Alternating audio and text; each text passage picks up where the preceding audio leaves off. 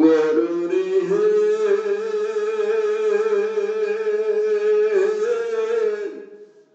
কেমনে দেব পারি রে দিবানিশি কান্দে হেন দেহের কোলে বইয়া। তুমি যেটা দেখছো মানে খুব বেশি দূরে শুনতে পারবে, মানে উপরে উপরে অনেকটা ছোঁয়া হয়েছে, খুব বেশি ভীতিরা শুনতে পায়।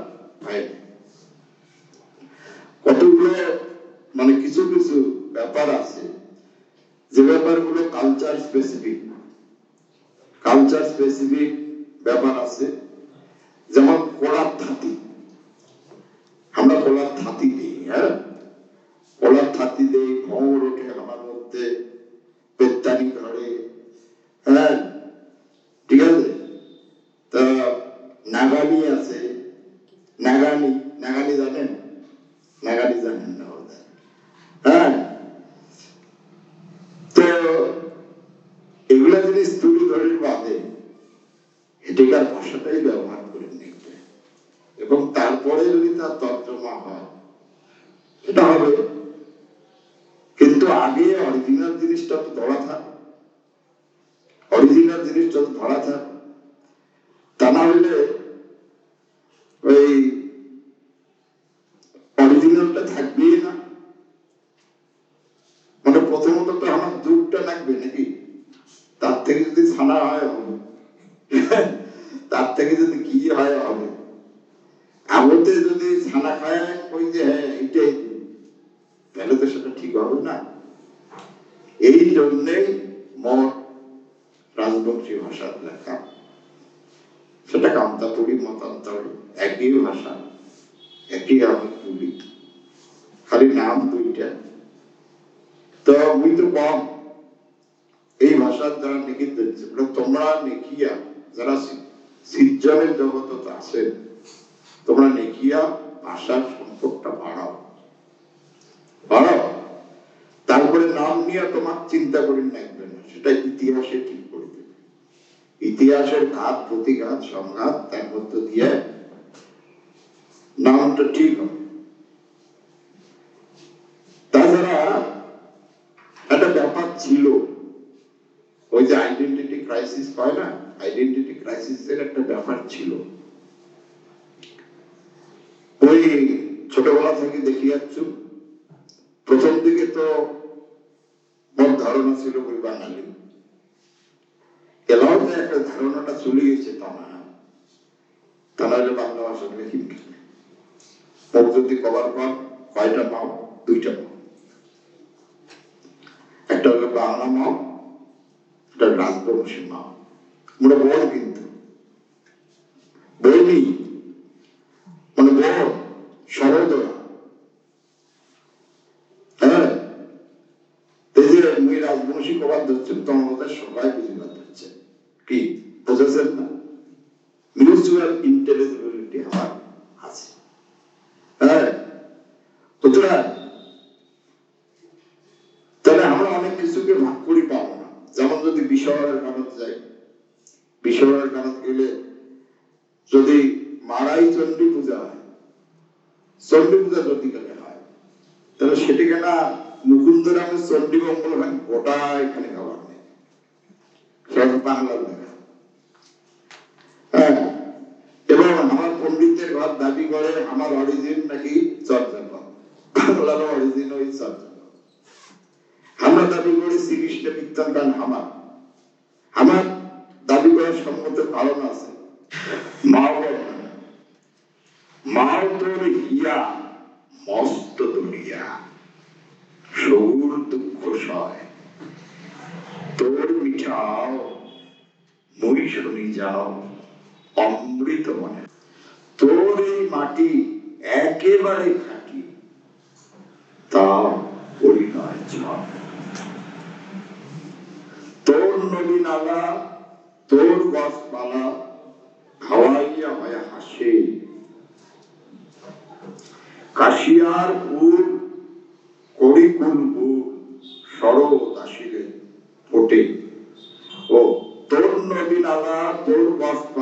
হওয়াইয়া হয়া ভাসে, দেওয়াটার চান গায়ে তোর গান, পূর্ণিমা হয়া ভাসে। কাশিয়ারপুর করিকুল বোধ শরৎ আসিলে ফুটে, আসিলে ফাগুন পরিকুল গুণ, ভ্রমরার দল ছুটে। বাঁশিয়ার জল করি খল খল, ধুইয়া দেয় তোর গাও, উঠিলে ভঙর ধরিস চামর, আইসে গুরকা। নদীর পারদ হোস খাটিয়া, পার করি দিস পথ, যাবার আগত একিনা আতুষ, করিয়ে নমিত। আতুষ মানে হলো আবদার। পরে আমি যখন চলে যাব তখন নদীর ঘাটে মাঝি হয়ে তুমি আমাকে পার করে দিও মা। তো এটি গোনা খালি কি রাজবংশী মায়ের বন্দনা হল? মাও একটা মায়ের বন্দনা করিতে সব মায়ের বন্দনা করা।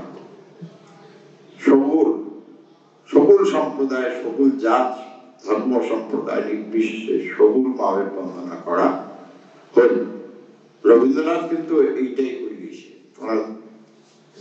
তো জানেন, ও আমার দেশ, দেশের মাটি, তোমার পরে ঠেকাই মাথা। তারপরের কথাটা, তোমাদের বিশ্বময়, তোমাদের বিশ্বময়ের আঁচল পাতা, ও আমার দেশের মাটি, তোমার পরে ঠেকাই মাথা। সুতরাং মানুষ যদি হই, মা আমার একটাই। এবং নোয়াম চমস্কি ভাষা বিজ্ঞান যাই বলছেন তাই জানেন, সকল ভাষার ডিপ স্ট্রাকচার কিন্তু আসলে একটাই। আর আমার উপনিষদ, উপনিষদ কেন একেবারে ঋগ্বেদ যদি যাওয়া যায়, সেই ঋগ্বেদের প্রথম দিকের উচ্চারণ যেটা, সেগুলো একম সৎ বিপ্রা বহুধা বদন্তি। তাহলে এক থেকে যে বিচিত্র আসি, এই বৈচিত্র্যটাই আমার সম্পদ। এই তো এটা রক্ষা করা হবে। রাজবংশী কই আর কামতাপুরী কই, এই ধারাটা যদি হারে যায়, মানুষ হিসাবে আমার সকালে হবে এটা একটা মস্ত বড় লস। তাই তো? হ্যাঁ, মুই এখানে ভূমিকা করলাম, তারপরে যদি আরো কিছু পাওয়ার নাই।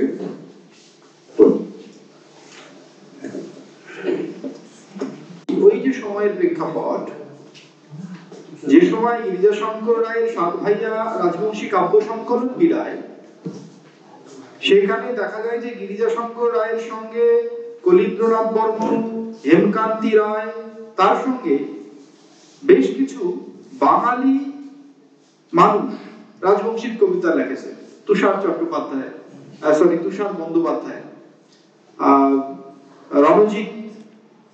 রণজিৎ দেব সেই সময় ওই সাত ভাইয়া সংকলনের মধ্যে থাকেছে। আরো দুই একজনের নামগুলো মোর মনে নেই, আরো অনেকগুলো নাম আছে। তো সেই সাত ভাইয়া সংকলন তো প্রিন্টেড পাওয়া যায় না। মোর যে প্রশ্নটা, যে এই যে রাজবংশী ভাষার দাবি, এটা যে বাংলা ভাষার উপভাষা না হয়, এটা যে একটা আলাদা ভাষা, এই যে ভাবনাটা, এটা কিন্তু 60-এর দশকে তৈরি হয়েছে। তো 60-70-এর পরে এটা গতি পাইছে, যে সময় পরে কামতাপুরী আন্দোলন তৈরি হইল। হ্যাঁ, তো দুই দিক থেকে কিন্তু গতি পাইছে। একটা হইল একাডেমিক স্তর, একাডেমিক স্তরও এই গতিটা হচ্ছে উত্তরবঙ্গ বিশ্ববিদ্যালয় থাকিয়া, মানে তার আগের গণ আন্দোলনের প্রভাবটা একাডেমিক স্তর পড়ি। তো এটা একটা ঘটনা, যে কোনো সাহিত্যের আন্দোলন যখন তৈরি হয়, মানে সাহিত্যের লেখা যে কোনো নতুন ভাষার যখন সৃষ্টি হয় বা সাহিত্যের ধারা তৈরি হয়, তার পিছনে পাসিলাত কিন্তু এই ইয়েগুলো থাকে, এই ধরনের গণ আন্দোলনগুলোর একটা বড় ভূমিকা থাকে। তো ওই সময়টা তো আমরা দেখি নাই, লতিফও দেখে নাই, কিংবা এখানে মৌমিতা উমরাও দেখে নাই, তোমরা দেখিস।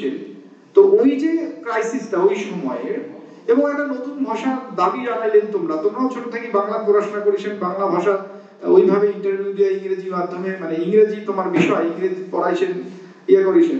তো ওই সময়টা যখন ভাষার দাবিগুলো ওঠা শুরু হইল, তো আমরা শুনেছি যে ওই সময় নাকি নানা রকম সরকারি চাপ দেওয়া হয়েছিল, পত্র পত্রিকা আমার রাজবংশীগণ কামতাবলীগণ এই ভাষার লেখা ছাপাইলে তার উপরে নজরদারিও চালানো হয়েছিল। এই সময়টা, ওই সময় যে ক্রাইসিসটা, সেটা তোমরা কেমন ফিল করছে? বই আরো আহত যাচ্ছে,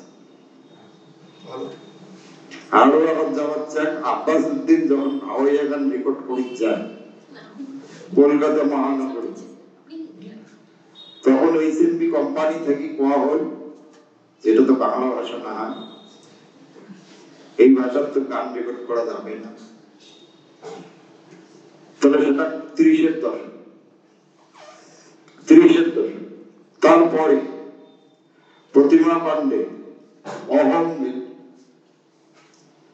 বাংলা গান রেকর্ড করার জন্য, তো অহমের রেকর্ড কোম্পানি কয়ে দিন এটা তো অহমিয়া না হয়, রেকর্ড করা যাবে না। তারপরে ওটা থেকে আসি কলকাতা মহানগর, এটা থেকে কোয়া হয় এটা তো বাংলা না হয়, এটা তো রেকর্ড করা যাবে না। তাহলে এটা যদি বাংলাও না হয়, অহমিয়াও না হয়, তাহলে এটা তো একটা কিছু নাকি? এতগুলা মানসিক কথা হয়, এতগুলা মানসিক আত্মার কথা বিস্তৃত হয়ে আছে ভাবাইয়া গানো, হ্যাঁ, এই কমা কথা। এইটি ওরা মানে এক পাকে অহমিয়া, এক পাকে বাংলা, তার মধ্যে আমরা কিন্তু আছি। এবং আমার একটা ডিস্টিংশন আছে, ডিস্টিংশন আছে। এখন ভাষা চাইলে তো হবে না, ভাষা স্বতন্ত্র ভাষার দাবি জানালে হবে, সেটা বৈজ্ঞানিক দিক থেকে তার ভিত্তিটা কতটা আছে সেটাও দেখি, যথেষ্ট আছে। কেননা যথেষ্ট না থাকলে ওই গুয়াহাটির যায় শুনিন লাগিল না প্রতিমা পান্ডে যে এটা তো অহমিয়া নয়, আর কলকাতা মহানগরীর যা শুনিন লাগিল না এটা তো বাংলা না হয়। তাহলে কোটে কোনো ডিফারেন্সটা আছে, ডিফারেন্সটা আছে। যেমন অহমিয়া ভাষা তোমরা জানেন, আধুনিক ভাষা বিজ্ঞান যারা চর্চা করেন এবং গ্রামার বিশেষত আধুনিক গ্রামার চর্চা করেন, 3টা সেকশন থাকে। একটা থেকে সিনট্যাক্স, একটা থেকে মরফোলজি, একটা থেকে ফোনোলজি। দেখবেন ফোনোলজিক্যালি অহমিয়াটা কিন্তু বাংলা থেকে অনেক আলাদা, ফোনেটিক পয়েন্ট অফ ভিউ থেকে। হেঁটে আমরা কমসুর কটকরা কম সুর, হ্যাঁ, আমরা রাজবংশীর ঘর কোনো মই, মনে কবে ময়, আর বাঙালির ঘর কবে আমি, এই তো। তাহলে আর তোমার তো সকালে জানেন স্বর উচ্চারণ তো করবে, হ্যাঁ, অভাব, হ্যাঁ, আসাম আমরা মানে আমরা বলতে পারি, মানে আমরা কভার নয় আসাম, তোমরা আসাম পাবে না, অহম পাবে। তাহলে from phonetic point of view there is a gulf of difference between these two languages. And what about Rajbanshi? Morphological দিক থেকে রাজবংশীটা একেবারে আলাদা, একই শব্দ, তোমরা একই শব্দ নেই। যেমন ধরো নদী, বাঙালিরাও কবে নদী, আমরাও কম নদী, তাই তো, কিন্তু মরফিম গুলো আলাদা হয়। মরফিম কিরকম? আমি নদীতে স্নান করব, তাই তো, আর রাজবংশী কিংবা কান্তাপুরী সেটা হয়ে যাবে মুই নদীত গাও, নদীত হয়ে যাবে। মরফিম গুলো দেখবেন যে একেবারে টোটালি সুতরাং from morphological point of view this language is very much different from the standard Bengali. সুতরাং তার একটা বৈজ্ঞানিক ভিত্তি আছে, স্বতন্ত্রতার দাবি যে উঠছে তার একটা বৈজ্ঞানিক ভিত্তি আছে, তার সঙ্গে আছে রাজনৈতিক কারণ, তার সঙ্গে আছে ইথনোলজিক্যাল কারণ, এগুলো তো আছে। তো বঞ্চনা ব্যাপারটাও আছে। হ্যাঁ, তা আমার তো সমস্ত কিছুই কলকাতা কেন্দ্রিক, এবং কলকাতা কেন্দ্রিক হওয়ার জন্য এদিকার রাজবংশী কেন, এদিকার বাঙালি সম্প্রদায়ের মানুষের মধ্যেও অনেক ক্ষোভ আছে। যত সুবিধা উন্নয়ন খায় না, হ্যাঁ, যত সুবিধা আছে সব কলকাতা মহানগর। এবং কলকাতা মহানগরীতে কয় যে বাংলা সাহিত্যের বলে একটা পীঠস্থান, কলেজ স্ট্রিটের যার আনাগোনা নাই, ও আবার বিশেষ সাহিত্যিকে নয়। মানে কেউ যদি জলপাইগুড়িতে থেকে সাহিত্য চর্চা করে, কুচবিহার থেকে সাহিত্য চর্চা করে, তাহলে মান্যতা পাওয়া কিন্তু কঠিন হয়ে যায়, খুব শক্তিশালী না হলে। অমরভূষণ মজুমদার 500 লোক, হ্যাঁ, খুব শক্তিশালী জন্যই 500 লোক। তো মান্যতা পাওয়ার ব্যাপারটা অনেকটা কলকাতা কেন্দ্রিক, এটা অস্বীকার করে লাভ নাই। এইটা নিয়ে এটিকার বাঙালি যায় আছে, এবারও ভিতরে ক্ষোভ আছে, আর আমার ভিতরে তো আছে কে। এবং যে ভাষাটা এতটা সাইন্টিফিক, মানে linguistic point of view, pure, মানে এটা সাইন্টিফিক, কিন্তু এটা পিওর সায়েন্স, লিঙ্গুইস্টিক্স, এতটা difference, there is a gulf of difference between the two. এটাকে উপভাষা কোয়াটা কি ঠিক তোমরাই কও। এবং তোমরা যদি এইটা সহজ করি করো, ধাতুরূপ এবং শব্দরূপ, ধাতুরূপ গুলো তো একেবারে, হ্যাঁ, তোর সঙ্গে না কালিমত দেখা হল, তোমার সঙ্গে না কালকে আমার দেখা হলো, হ্যাঁ, তোমরা খালি দেখলো ওইটাকে না, তুই বসে আছিস, তোকে না আমি দেখলাম তুমি ওখানে বসে আছো, তাহলে ধাতুরূপ গুলো কত আলাদা হয়ে গেল, ধাতুরূপ গুলো আলাদা হয়ে গেল। আর তার সঙ্গে বঞ্চনা ব্যাপারটা তো আছে, তার সঙ্গে আবার কোনো নাম মুই স্পষ্ট করি, যারা জানেন তারা হয়তো জানেন, আমার বাঙালি কইতে একটু আমতা, বাঙালি বললেও আমরা বলে বাহে বাঙালি। আরে বাহে কথাটা আমরা কোন অর্থে ব্যবহার করি সেটা একটু বোঝো। কোটে যান বাহে মানে বাবা, কত আদরের ট্যাগ, আর ওইটা নিয়ে তাচ্ছিল্য, আমরা বাঙালি কিন্তু বাহে বাঙালি, নাক আমার থ্যাবড়া, হ্যাঁ, চোখগুলো আমার ছোট, হ্যাঁ,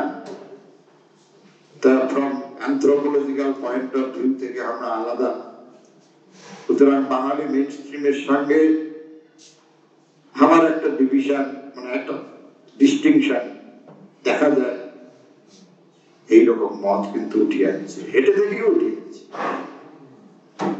রাজবংশী অফ নর্থ বেঙ্গল তার থেকে উঠে আসছে। তাহলে সুতরাং এটি থেকে আইডেন্টিটি ক্রাইসিসটা তো তৈরি হবেই। উত্তরখণ্ড আন্দোলন বই দেখছো, উত্তরখণ্ড আন্দোলনের কথা ছিল ওই পঞ্চানন মল্লিক, আরেকজন কলীন্দ্রনাথ, হ্যাঁ, কলীন্দ্রনাথ বর্মন জানাময়ী ভাষণ দিছে, আমার ভাষা এত সুন্দর করে কইছে, মানে এত শক্তিশালী আমার ভাষা হবার পরে কলিন বর্মনের বক্তৃতা না শুনলে বুঝে যাবে। উনি প্রথম যাই শুনছে, হ্যাঁ কৃষ্ণবিরোধী এটা। হ্যাঁ রবীন্দ্রনাথ বর্মণ, হ্যাঁ যাই শুনছে তার ভাষণ আমার ভাষা, মানে সেটা কামতাপুরি কই আর রাজবংশী কই, তাই ফর্ম হারাবে না। ফর্ম হারাবে নাকি, মানে ভুলতে পারবে না। হ্যাঁ মানে সে ভুলতে পারবে। তা এত শক্তিশালী ভাষা মলিন বর্মনের ভাষা, এবং মলিন বর্মন অনেক কাজও করে গেছে, সেটা তো সবাই জানে। হ্যাঁ পঞ্চানন মল্লিক ছিল, সে যুগটাও দেখছো। তারপরে আর একটা রাজনৈতিক কারণ ছিল। রাজনৈতিক কারণ পরবর্তীকালে যে কামতাপুরী আন্দোলনটা তৈরি হল, তার একটা রাজনৈতিক কারণ ছিল। রাজনৈতিক কারণ হল কি, লেফট ফ্রন্ট আর যাই করুক জাতপাত ধর্ম সম্প্রদায় নিয়ে রাজনীতি করেনি, সোজা কথা। জাতপাত ধর্ম সম্প্রদায় নিয়ে রাজনীতি করেনি। তোমরা দেখছে হ্যাঁ আর হ্যাঁ না শোনা দৃষ্টিভঙ্গি তো পরিষ্কার, তোমরা জানেন। তাই এটি কেন যে রাজবংশী যোদ্ধারের ঘর ছিল, যোদ্ধারের ঘর খেদিয়া তারাই দিয়া যে জমি বন্টন করে দিন সাধারণ মানুষগুলোর মধ্যে। এই সাধারণ মানুষগুলা এবং ওখানকার মানে বাংলাদেশ থেকে আইসা রিফিউজি সম্প্রদায়ের মানুষরা এত শক্ত সাপোর্ট বেস হয়ে থাকে, এটা থেকে কোনো মতে আর বামফ্রন্ট যাইছে না, কোনো মতে আর যাইছে না। তো মজার ব্যাপার হল বামফ্রন্ট খেতে বাদে প্রথমে তৈরি হলো আমরা, এটাকার ভূমিপুত্র রাজবংশী সম্প্রদায়ের মানুষরাই ওরা রাতারাতি হয়ে গেল আমরা।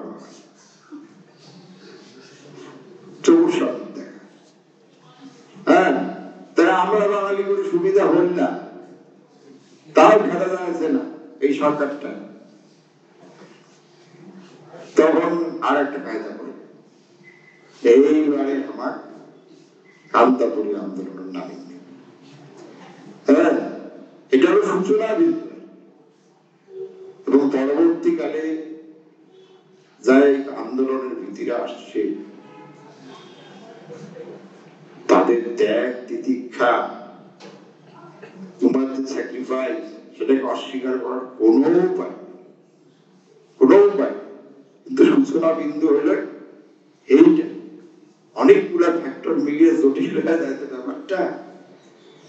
হ্যাঁ আরো অনেক দিক থেকে দেখা যায়, তো অত কথা কইলে তো ঘন্টার পর ঘন্টা কথায় কয়া যাবে, তার সাহিত্য নিয়ে তার কোনো আলোচনা হবে। হ্যাঁ এটা ঠিকই। কলীন্দ্রনাথ বর্মনের রাজবংশী ভাষার প্রথম অভিধান 1970 সালে এটা প্রকাশিত হয়, কলীন্দ্রনাথ বর্মনের অভিধান। আর এই কলীন্দ্রনাথ বর্মন আর পঞ্চানন মল্লিক উত্তরখণ্ড আন্দোলনের দুই হোতা, এই দুইজনই প্রথম শুরু করে। পঞ্চানন মল্লিকের জামাই ডক্টর নির্মল চন্দ্র রায়, এলা ধূপগুড়ির বিধায়ক। নির্মল দার একটা পিএইচডির কাজ আছে উত্তরখণ্ড আন্দোলন নিয়ে। কাজটা খুব অথেন্টিক হবে, তার কারণ পঞ্চানন মল্লিকের বিয়ের জামাই নির্মল চন্দ্র রায়। তো নির্মলদা যারা পিএইচডির কাজটা করে, ওই জানো যে খুব যেহেতু ইতিহাসের লোক নির্মলদা, ফলে যতটা সম্ভব সত্য তুলে ধরিবার চেষ্টা করছে। বইটা বোধহয় ইংরেজি প্রকাশিত হয়েছে উত্তরখণ্ড আন্দোলন নিয়ে। 1972 সালে রাজবংশী ভাষার প্রথম পত্রিকা পোহাতি ময়নাগুড়ি থেকে বিরায়, বাচ্চা মোহন রায়, নরেশ চন্দ্র রায় সম্পাদক। এবং মোর যেটা মনে হল যে রাজনৈতিকভাবে একটা ভাষিক বা কোনো গোষ্ঠীর বিরোধিতা থাকিবার পারে, কিন্তু একাডেমিক স্তরে এটা ছিল না। চারুচন্দ্র সান্যালের the Rajbanshi of north Bengal 1966 জেলা বিরায়, তারও আগত 1972 পোহাতি বিরায়। আর এই পোহাতির উপদেষ্টা মন্ডলী কিন্তু ছিল সুনীতি কুমার চট্টোপাধ্যায়, আশুতোষ ভট্টাচার্য, চারুচন্দ্র সান্যাল। এই তো 72 সালে তাহলে আশুতোষ বাবু, সুনীতি বাবু কিংবা চারুচন্দ্র সান্যাল এমরাও বিরোধিতা করি পাইলে গায়ে বা খবর পাইলে গায়ে যে তোমরা এটা আলাদা কি পত্রিকা বের করেন, এটা তোমার ভাষা না হয়, এটা বাংলা ভাষা। তোমরা কিন্তু প্রতিবাদ করে নাই, তোমরা বরং উৎসাহ দিছে যে তোমরা লেখো। তো শিক্ষিত মানুষ মানে ওই প্রকৃত শিক্ষিত মানুষের কথা কম, এই প্রকৃত শিক্ষিত একাডেমিক মানুষের পাক থেকে কিন্তু বিরোধিতাটা আসে না, ওটা কিন্তু সমর্থনটা ছিল। আর ভাষা তো স্যার যেটা করে যে ভাষা, এটা তো তৎকরায় যে ভাষা তো একটা মাধ্যম মাত্র, খালি প্রকাশ মাধ্যম। এলা যদি তুমি এটা চাইনিজ খাওয়া শুরু করো, কারো এটা এক বর্ণ বুঝির পাবে না। তার মানে কি এগুলা খালি কতগুলা চিহ্ন, সিম্বল, আমরা ওইগুলাই মুখস্থ করছি, ওগুলা জানি, ওই জন্য এই ভাষাটা বুঝি, এই শব্দগুলো, এই সাউন্ড গুলো, এই ধ্বনিগুলো আমরা বুঝি। যখনই কোনো আননোন সাউন্ড আসবে সেটা আমরা বুঝি পাবো না। কিন্তু যদি মানব সভ্যতার কথা কই, এই পৃথিবীর কথা কই, তাহলে পৃথিবীর মানুষ সেই সময়, ওই সময়টা মই স্যারক যে সময়টা বলুন 60-এর দশক 70-এর দশক, কিংবা ওমার হাত্তিবান্ধা বাড়ির যে সময়টাকে ধরা আছে, মোর নাম মুজদাই উপন্যাসের যে সময়টা ধরা আছে, কিংবা জেলা দেবেশ রায় তিস্তাপাড়ের বৃত্তান্ত লেখে ওই বাঘারু চরিত্র ওটা যেমন করে উঠি আইসে, তো ওই যে বাঘারু আর ওই যে তিস্তাপাড়ের সময়, সেটা তো পরিবার সময় আমার চোখুত ভাসে। আগামী প্রজন্ম আসলে ওই সময়টাকে চায়, সেটা যে কোনো ভাষা থেকেই আসুক, বাংলা ভাষাতে আসুক, রাজবংশী ভাষাতে আসুক, পৃথিবীর যে কোনো ভাষাতে আসুক, মানব সভ্যতার কথাগুলো তো আমরা জানির চাই, আসলে আমরা মানসিক কথাই জানির চাই। মই স্যারটা হয়তো পরে একবার জান, মই ঠিক আছে। আচ্ছা, ঘটনাটা হলো আমরা ভাষা নিয়ে কনসেপ্ট হচ্ছি, ভাষার মধ্যে আটকে থাকলে হবে না। সাহিত্যের প্রাণ কিন্তু হলে রস, তাই তো? রসটা বাদ দিলে খালি ভাষা, সুগার ভাষা দিয়ে কিছু হবে না, কিছু হবে না। ভাষার মধ্যে যদি রস না থাকে, তার মধ্যে যদি নান্দনিকতা না থাকে, তাহলে ওটা সাহিত্য নয়, সাহিত্য নয়। তাহলে সবাই সাহিত্য রচনা করে পাইলে না, সবাই কবি হবার পারলে না, সবাই ওই কি করা যায় সনেট লেগে পারলে হয়, কিংবা যাই হোক ওই রকম, কিন্তু সেটা কিন্তু হয় না। এই নান্দনিক বোধ, এস্থেটিক সেন্স, এস্থেটিক কোয়ালিটি সাহিত্যের ক্ষেত্রে কিন্তু একটা বড় ফ্যাক্টর। এবং কোন ভাষায় বয়া ভাষা না হয়, মানে খারাপ ভাষা না হয়, যদি সেটা ঠিক মতো ব্যবহার করা যায়, তার মধ্যে যদি এস্থেটিক কোয়ালিটি আনা যায়, তাহলে তোমরা বুঝিবার পাবেন যেই ভাষা কতটা গুণ। তাহলে বই মোর একটা সনেট পড়ি। আচ্ছা, সনেট তো ছোট, এস্থেটিক কোয়ালিটি যদি না থাকে,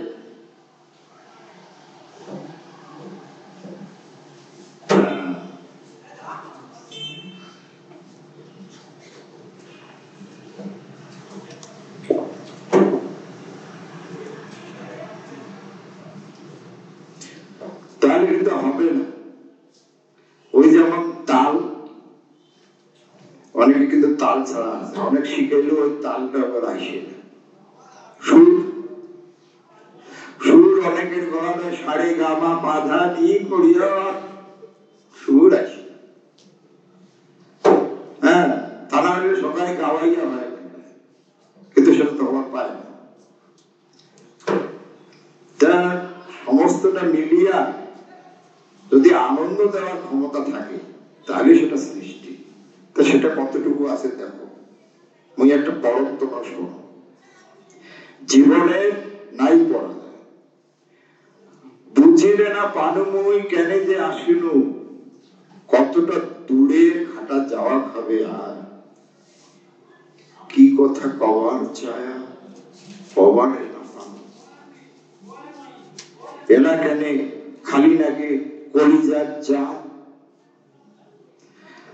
তাল কানা পঙ্খী মোর উড়িবার চায়, না বুঝে উয়াই বাহে বিতি গেছে কাল, ডেলা গিলা এ সময় গোটে নেওয়া খায়, নামে ধোয়া খায় না নৌকা।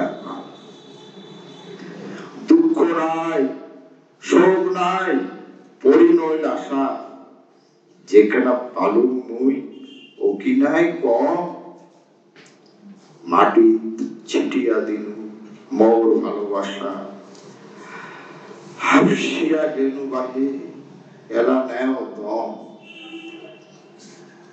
মরণ আসিবে এলা নাই মোর ভয় জানো মুই জীবনে নাই পরাজয়